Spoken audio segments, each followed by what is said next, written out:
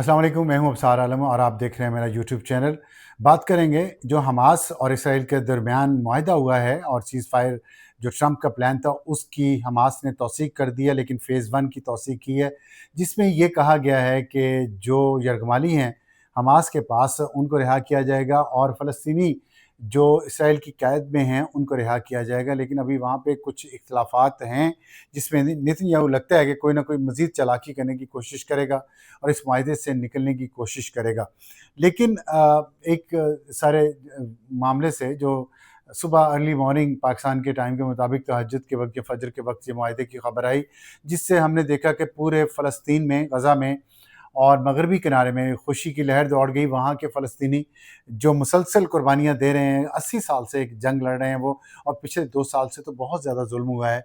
वो खुशियाँ मना रहे थे, सड़कों पे निकले थे और क्योंकि इस मुआहदे से वहाँ अमन आएगा, वहाँ कंस्ट्रक्शन दोबारा शुरू होगी, बच्चों की ज़िंदगियाँ बचेंगी, जो बच गए हैं वो अपनी ज़िंदगियों को बेहतर करेंगे, कारोबार होगा, कुछ लोगों को खाने-पीने को मिलेगा, शायद खुशहाली का दौर भी कुछ अरसे में वापस आ जाए। इसलिए लोगों को उम्मीद पैदा हुई है कि हमारी जान बचेगी, हम अपने आप को थोड़ा बेहतर कर लेंगे और अगर ज़िंदगी में कभी दोबारा स्ट्रगल की, ये जंग की ज़रूरत पड़ी तो हम उसके लिए तैयार होंगे।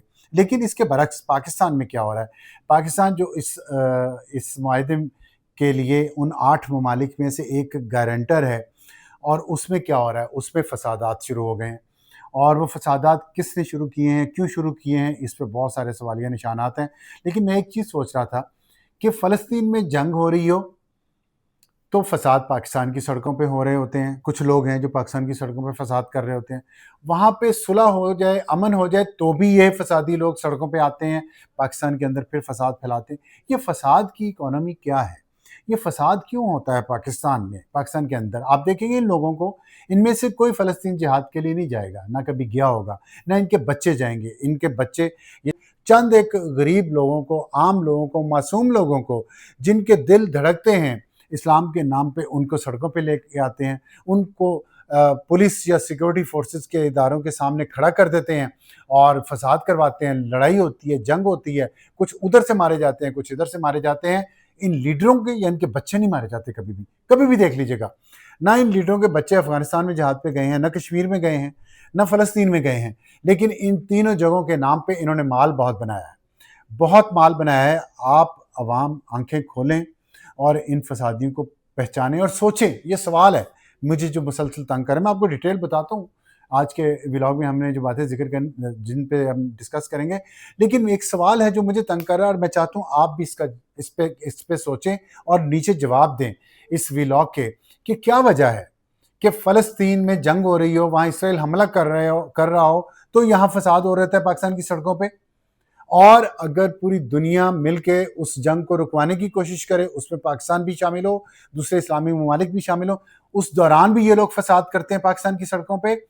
और जब वहाँ जंग बंद हो जाए, अमन हो जाए, जो लड़ रहे हैं, हमास लड़ रहा है वहाँ पे जंग, कुर्बानियां हमास ने दी हैं, लीडरशिप उसकी शहीद हुई है, बच्चे हमास के फॉलोअर्स के शहीद हुए हैं, औरतें हमास को वोट देने वाली शहीद हुई हैं और उन्होंने सुलह की है, उन्होंने अमन की बात की है, उनका मुआहिदा हुआ है, तो उसके खिलाफ भी फसाद पाकिस्तान की सड़कों पे।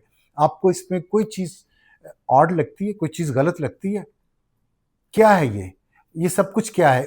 और जब हम देखते हैं कि इन तीनों फेजेस में, जब वहाँ जंग हो रही थी, जब वहाँ सुलह की बात शुरू हुई और जब वहाँ सुलह होगी, अमन होने जा रहा है, इन तीनों फेजेस में ये जो पाकिस्तान के अंदर फसादी हैं, ये कभी वहाँ जिहाद करने नहीं गए, कभी इन्होंने वहाँ के लिए एक धेले का काम नहीं किया, कभी किसी इंटरनेशनल फोरम पे नहीं गए, कभी किसी फ्लोटिला पे नहीं गए, लेकिन यहाँ बैठ के फसाद करेंगे पाकिस्तान के अंदर।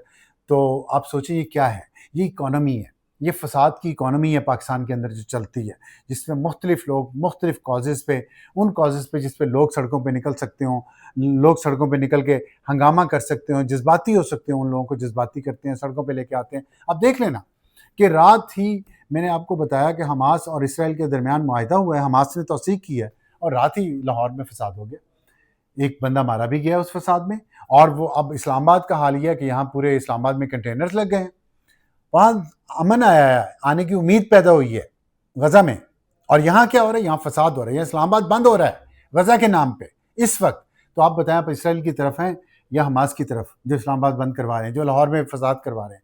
اور آپ اس میں دلچسپی کی بات دیکھیں، میں آپ کو ایک سینئر حماس آفیشل ہے محمود مردوی، انہوں نے ابھی ایک ایکس اکاؤنٹ پہ انہوں نے ایک ٹویٹ کیا ہے. انہوں نے کہا ہے کہ جو قیدیوں کا تبادلے کی بات اسرائیل سے طے ہوئی ہے، اسرائیل اس میں شاید کچھ رد و بدل کر رہا ہے، یا شاید اس کو وائلیٹ کرنے کی کوشش کر رہا ہے، اور جو لسٹ حماس نے دی ہے ان کو قیدیوں کو جن کو رہا کرنے کی، ان میں سے تمام قیدیوں کو اسرائیل، لیکن وزیر اعظم نیتن یاہو شاید رہا نہیں کرنا چاہتا. تو وہ کسی نہ کسی بہانے سے اس معاہدے کو سیبوٹاج کرنا چاہتا ہے، یا اپنا مزید اس میں فائدہ حاصل کرنا چاہ رہا ہے، کیونکہ اسرائیل کو بھی اندر سے کافی مسائل ہیں اس جنگ بندی کے ریفرنس سے. تو انہوں نے زور دیا ہے ان گارنٹر ممالک پہ اور پریزیڈنٹ ٹرمپ پہ کہ آپ اس معاہدے کی توثیق کروائیں اور نیتن یاہو کو اس میں سے بھاگنے نہ دیں. اب ایک بات اور حماس نے جو کہی ہے، اس نے بہت واضح طور پہ کہا ہے کہ یہ جو معاہدہ ہوا ہے ہمارا اسرائیل کے ساتھ، اس کے اوپر عمل درآمد کی ذمہ داری ان گارنٹر ممالک کی ہے. خاص طور پہ انہوں نے 8 اسلامی ممالک کی بات کی ہے کہ جنہوں نے گارنٹی دی ہے اس معاہدے کی، اور جو گارنٹر بنے ہیں ہمارے بہاف پہ، وہی اب اسرائیل کو مجبور کریں، پریشر ڈالیں اس پہ کہ وہ اس معاہدے پہ عمل کریں. اس میں پاکستان ایک ملک ہے.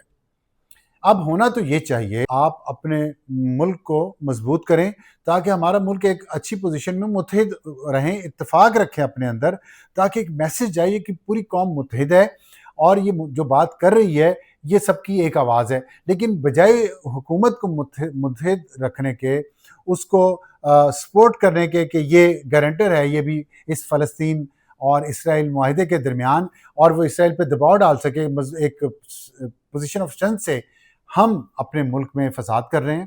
اور یہ فساد تو ظاہر فسادیوں کے خلاف تو اللہ تعالیٰ نے قرآن میں کہا ہے. تو یہ فساد ہم کیوں کر رہے ہیں، اور صرف پاکستان میں یہ فساد کیوں ہو رہا ہے؟ یہ بھی سوچیے گا آپ کہ 8 گارنٹر ہیں نا اس معاہدے کے، 8 اسلامی ممالک، جس میں سعودی عرب ہے، قطر ہے، انڈونیشیا ہے، UAE ہے، جارڈن ہے، مصر ہے. ان تمام ممالک میں، اور پاکستان بھی ہے، ان تمام ممالک میں صرف پاکستان میں فساد کیوں ہو رہے ہیں، باقی ممالک میں فساد کیوں نہیں ہو رہے؟ پہلے فلسطین کی جب جنگ ہو رہی تھی تو جنگ کے نام پہ وہاں فساد نہیں ہوئے، پاکستان میں ہوئے. اس کے بعد جب نیگوسیشن شروع ہوئی تب فساد ہوئے پاکستان میں، اور ملکوں میں نہیں ہوئے، اسلامی ملکوں میں. اور جب اب معاہدہ ہو گیا ہے اور فلسطینی ہماری طرف دیکھ رہے ہیں کہ آپ ہمارے گارنٹر ہو، آپ نے مضبوط ہو کے اسرائیل پہ دباؤ ڈالنا ہے کہ اس معاہدے پہ عمل کرے، پاکستان میں فساد شروع کر دیا گیا. کیوں؟ 8 گارنٹر ممالک میں صرف پاکستان میں فساد کیوں ہو رہا ہے؟ کیا یہ زیادہ بڑے مسلمان ہیں؟ اگر مسلمان ہیں تو بتائیں یہ کماتے کیا ہیں؟ ان کا کمائی کا ذریعہ کیا ہے؟ کیا وہ ذریعہ اسلام کے اصولوں پہ پورا اترتا ہے؟ تو خیر، میں اس پہ یہ سوال آپ کے لیے چھوڑے جا رہا ہوں، اور یہ اس امید پہ کہ اس کا جواب ضرور ڈھونڈا جائے گا. ہم ایک طرف چاہتے ہیں دنیا میں عزت دار قوم ہو، ہمارا مڈل ایسٹ میں رول ہو، ہمارا اس ریجن میں رول ہو، ہمارا گلوبل لیول پہ رول ہو. تو گلوبلی ہم نے اگر اپنی پوزیشن اچھی کرنی ہے، اپنی کریڈیبلٹی بنانی ہے، تو اس طرح کے لوگوں کے ذریعے بنائیں گے. آپ اسلام آباد اس وقت بند کر کے پوری دنیا کو کیا پیغام دیں گے؟ بتائیں مجھے. انڈیا سے آپ نے جنگ جیتی ہے، اور چند فسادی جب دل کرتا ہے اسلام آباد بند کر دیتے ہیں. کبھی 10 لوگ یہاں ڈی چوک میں آ کے بیٹھ جاتے ہیں، کسی بھی نہ کسی کاز کے نام پہ وہ چندے اکٹھے کرنے شروع کر لیتے ہیں. اب پھر سن رہا ہوں کہ پاکستان کے اندر مختلف جگہوں پہ یہ سب کام ہوگا. ایک اچھی خبر یہ ہے کہ سابق سینیٹر مشتاق احمد صاحب واپس آ گئے ہیں. وہ سمود فلاٹیلا پہ تھے، ان بحری جہازوں میں سے ایک میں تھے. ان کو اسرائیل نے گرفتار کیا تھا. پاکستان نے پوری کوشش کی ہے اور ان کو وہاں سے رہائی دلوائی ہے، اور واپس آ گئے ہیں وہ اپنے گھر، اپنے ملک. بڑی اچھی بات ہے، خوشائند بات ہے. لیکن امید کرتے ہیں کہ اب وہ بھی آ کے اس طرح سڑکیں نہیں بند کریں گے.